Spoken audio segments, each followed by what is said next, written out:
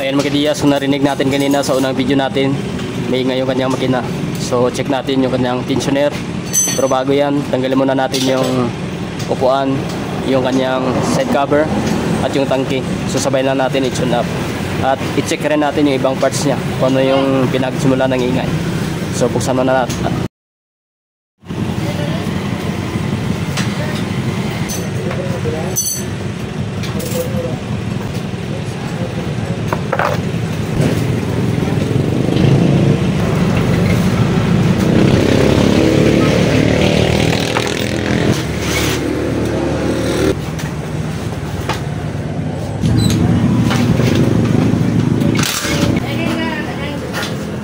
Next natin tatanggalin mga Diyas yung kanyang sa exhaust tambutso niya.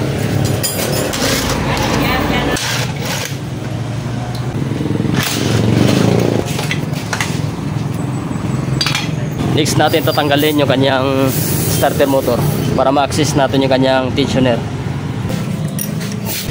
Kailangan natin tanggalin itong kanyang starter motor para ma-access natin yung kanyang tensioner. Pupukin lang natin ito para tanggal natin siya. Ayan. Yan, pwede na natin matanggal dito. Ayan. So tanggalin pala muna natin dito para makita natin kung maluwag yung kanyang timing chain. Bago natin tanggalin ito, yung kanyang tensioner. Tanggalin muna natin dito.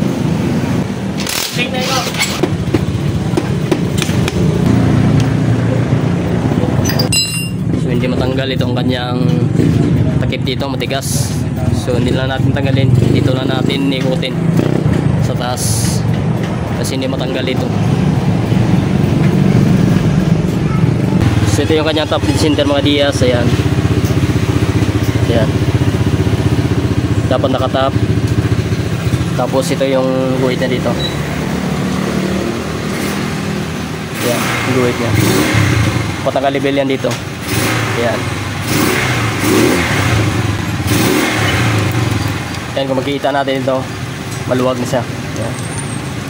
So may tendency na sira na ito yung kanyang tensioner. Tanggalin muna natin ito.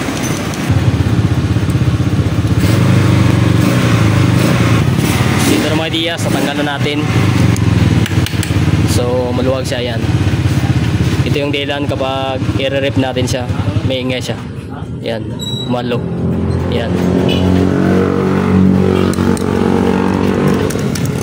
So may ingay nito.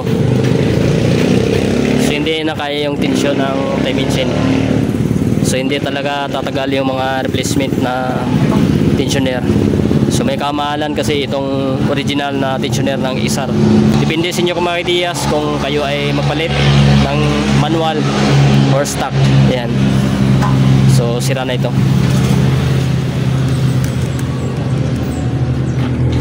Palitan natin ito. So pati yung kanyang timing chain, check na lang natin.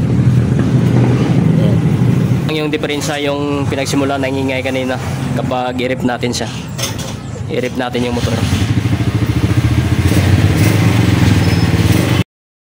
So bali dito mga Diyas, tanggalin natin yung kanyang timing chain at para ma-sure natin, tingnan natin baka patak na yung kanyang timing chain. So buksan lang natin dito at i-compare natin mamaya sa bagong timing chain. So yan, ito yung palit natin na tensioner. Buksan muna natin ito. Babalikan ko yung mamaya pag mabuksan na natin.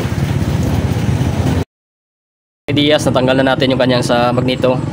So tanggalin natin yung kanyang timing chain para masukat natin mamaya at ma-check natin kung okay siya or hindi na. Ayan, tanggalin ko lang muna yung kanyang timing chain. So ito na mga Diyas, natanggal na natin yung kanyang timing chain. So ito yung bago, yung sa kaliwa. Ayan, check natin. So ganito lang mag-check kung patak na yung inyong timing chain. Ayan, pantay natin. Ayan, kung makikita nyo dito, mahaba na yung kanyang luma. Ito yung luma at ito yung bago. Ayan. So ito lang yung pinagsimula ng ingay kanina. At ito, ayan. Ayan, umalog na.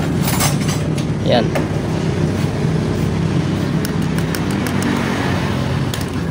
So kapitan natin itong bago.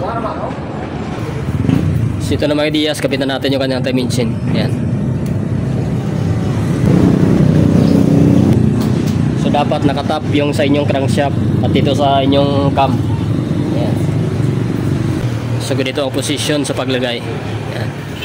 Yung guhit na to dapat nakalibel yan dito. So mga Diaz, dapat nakatapat yung kunya dito. Ayan.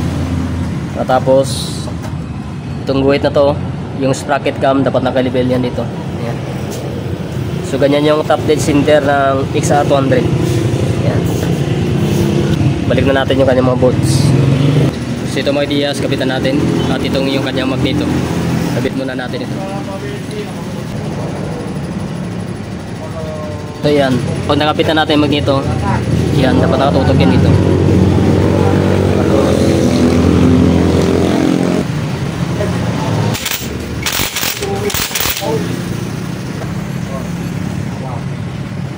Ayan, so meron lang ako siya dito mga Diaz, sabot dito sa tensioner niya. So hindi pala pwede pag bago yung kanyang timing chain. At pag ikabit natin ito, pakita ko sa inyo, hindi mo sabi kabit kasi sobrang haba nitong tumutulak dito sa timing chain. So dapat nyo siyang putulan dito. Ayan. Ayan. Ayan. Sobrang haba niya. So ngayon pag mapilit niyo itong ipasok, may tendency mapuputol lang inyong timing chain. Mapuputol yan kasi sobrang, ayan, hindi sa pwede. Pwede nyo gawin nyo, pwede nyo putulan ito. Ayan, putulan nyo. Susukat nyo lang. Ayan. Bali ang ikakat nyo, ganito kalaki. Ayan. So ikat nyo dito. Pwede nyo ibalik ito, tupiin nyo lang. Ikat natin ito. So ito na mga Diaz, nakat na natin. Ito lang yung ginawa natin. Ayan. Tapos pinukpok lang natin ito. Sinunod natin ito yung kanyang forma. Ayan. Yung forma nito, ayan. Ayan, goods na. Ayan. Try natin kung sakto lang. Ayan, goods. So pwede na sa mga Diaz. Ayan, goods na. So ganun lang ang gawin nyo kapag mahaba ito. Kasi sa mga replacement, so mahaba siya. Kaya ikat nyo lang. Ayan. So ito na mga Diaz, napalitan na natin ng timing chain. Yan, timing chain, tensioner. So nakat natin yung bago niya kanina. So ngayon try na natin panda rin.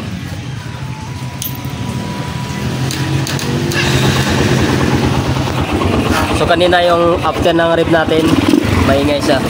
So meron sa part na lumalagitik. So dito okay na siya.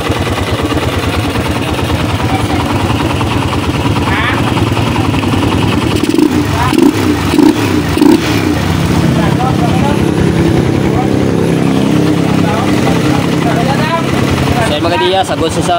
So yun lang i-check nyo yung tensioner at yung timing chain. So ganun kayo pag mag-troubleshoot kayo sa XR200. Ayan. Yan, hanggang dito nating video about dito sa XR200. Peace out.